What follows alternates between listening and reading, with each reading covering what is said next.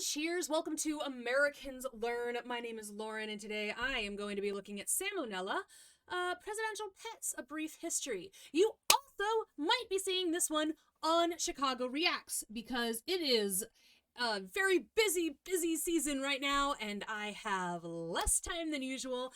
So for this week, it is possible you might see these videos on two different channels. I'm sorry, but I also don't have time. So this is gonna be basically the one and only time this happens. There might be one or two videos that do kind of make sense to share with a greater audience if possible. So if you've seen this on Americans Learn, hi! And if you're seeing this on Chicago Reacts, ignore the background! Or don't, come and join us over here on Americans Learn. We do lots of fun stuff, more history and music, comedy, all sorts of cool things we're doing over on there. So yeah, again, sorry, I wouldn't usually do this, but I also have very little choice at the moment. So that's what's going on. I'm excited for this. It's Salmonella. Why would I not be excited for this? Presidential pets, it's animals, it's Sam. Let's go.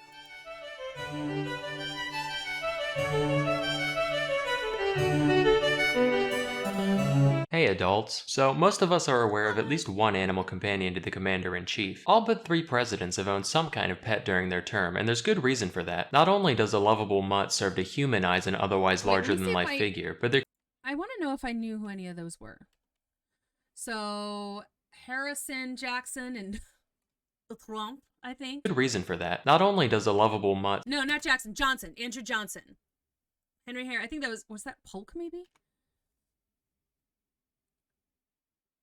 I think this might be James Knox Polk, but it also might be Harrison, because Harrison was only in for a week. This is Andrew Johnson. That's either Harrison or Polk.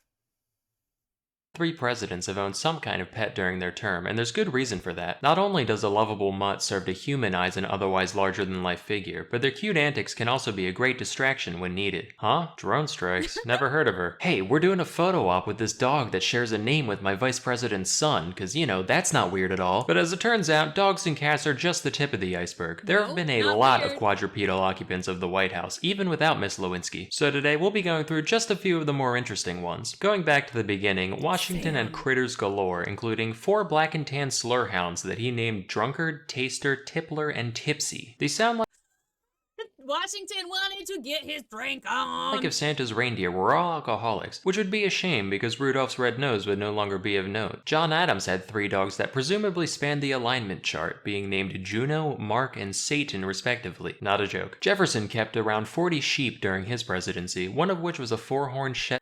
I want to know the dog named Mark. I want to know the whole story behind the dog named Mark. The dog named Satan is probably a joke. But because people name their dogs things like that all the time, and it's funny. I didn't realize that John Adams was funny, but apparently he is. Shetland ram. Though nameless, said ram soon became famous for killing a young boy on White House grounds.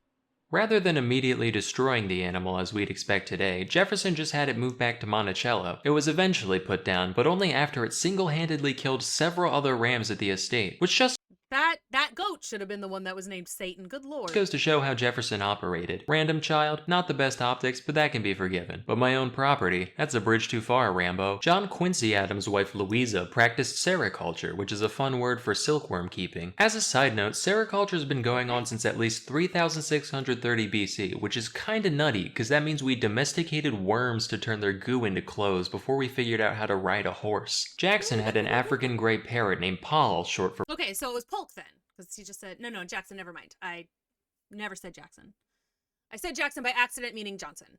Polly, that would apparently curse like a sailor, probably thanks to the teachings of Old Hickory himself. Having outlived its owner, Paul ended up being removed from Jackson's funeral service after unleashing so much profanity that guests found it genuinely upsetting. He also kept roosters for cockfighting, which was acceptable at the time and still far from the worst thing he's done morally. During Van Buren's term, the Sultan of Oman sent a variety of gifts to the president, among them being a pair of tiger cubs. He was like, "This is badass," and desperately wanted to keep them in the White House, but the dickheads in Congress asserted said that, due to a specific constitutional provision, gifts to the presidential office weren't for the man himself, but for the people. Van Buren said, "Fuck the people, them's my tigers," and got into a legal battle with the legislator over the issue, which he Oh my God, eventually awesome. lost. The tigers were subsequently sent to a zoo, and over 20 years later, Van Buren died of pneumonia, completely unrelated to this incident. Although Andrew Johnson had no de jour pets, he did befriend a family of mice he found in his bedroom, feeding them flour and grain and referring to them as the little fellows. It's an oddly wholesome thing to hear from someone who essentially set the trajectory for the next 100 years of black disenfranchisement. Mr. Johnson, we still have a country to rebuild. Get out of my room, I'm getting rat-pilled. Taft had 2 cows during his term. The first of them was named Mooly Wooly, and she died. Alright, so apparently I was super wrong about the middle guy. I really thought he was Andrew Johnson.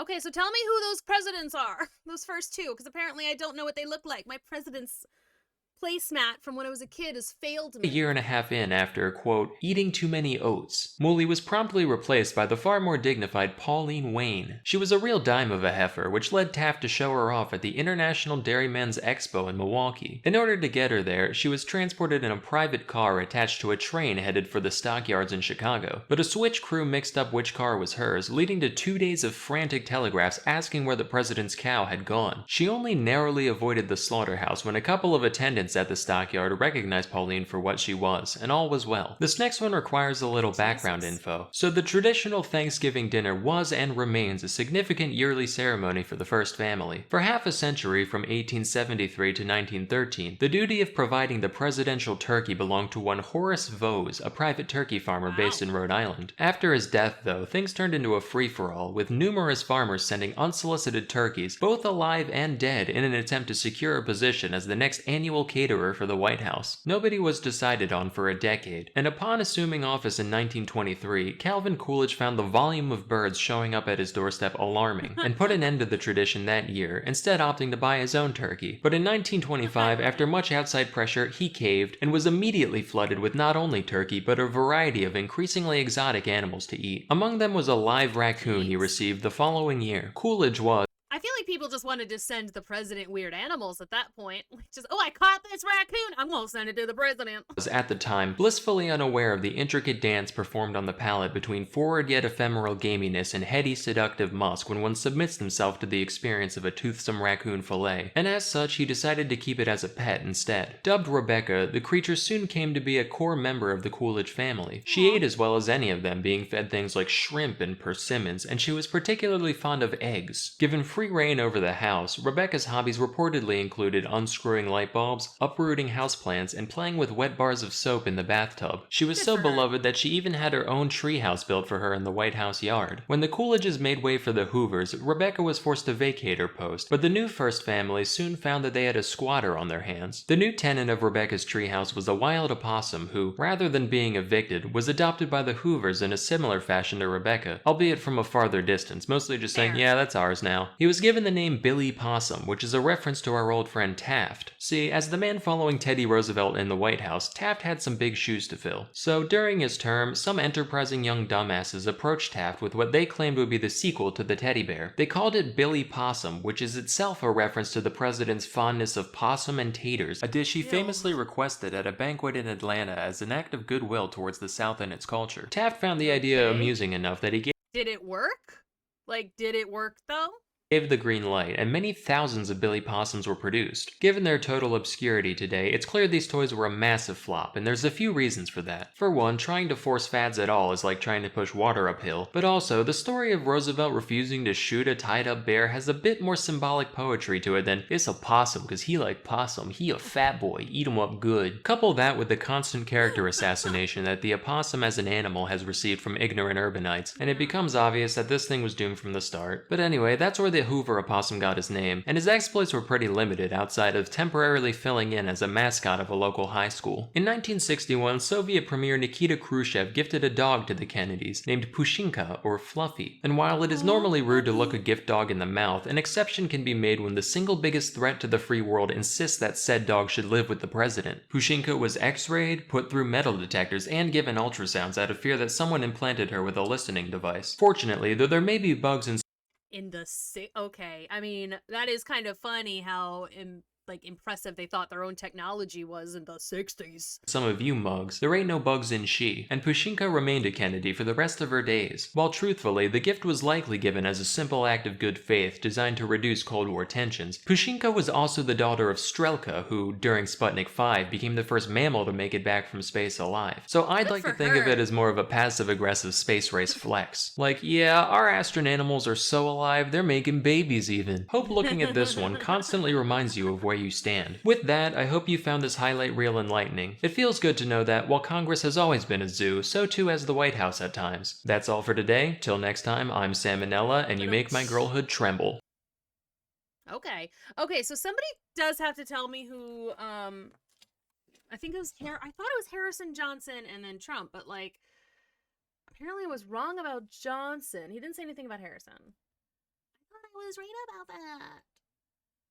Anyway, thank you for watching. I do hope you enjoyed that. And again, if they're on both sites, I am sorry for that. I'm gonna try to not make that have to happen, but if it does, I'm really sorry, and it will be a limited time thing. So thank you again for watching. I will see you all in the next one. Bye-bye.